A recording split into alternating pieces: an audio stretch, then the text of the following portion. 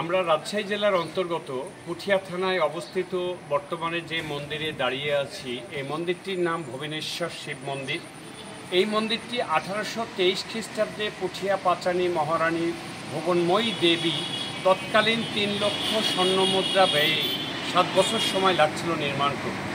বর্তমানে যে শিবলিঙ্গটি আছে এটি এশিয়া মহাদেশের মধ্যে সবচাইতে বৃহত্তম শিবলিঙ্গ এবং প্রতিদিনই 2 বেলা পূজা অর্চনা হয়ে থাকে। সকাল সন্ধ্যায় বাৎসরিক অনুষ্ঠান 2টি হয়, শ্রাবণ মাসের শেষ সোমবার এবং ফাল্গুন মাসের শিব চতুর্দশীতে হাজার হাজার ভক্তদের আগমন। বিভিন্ন অঞ্চল থেকে এমনকি ইন্ডিয়া থেকে পর্যন্ত ভক্তরা এসে থাকে।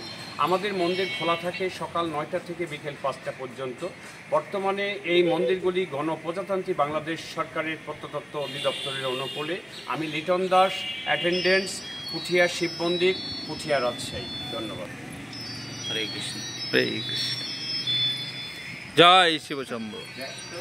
তুলসী এটা এটা কয়েকবারই তুলসী আমরা তো অল্প দূর মামা আমি এখানে তাকাও এবারে তুই আমার দ্বারা আরে ছবি তুলো কাকুর সাথে ছবি তুলো আচ্ছা হ্যাঁ দেরি করিস না গাড়িগুলো বের সোয়া 3টা বাজছে এই বিলে দেবি কবে কামকি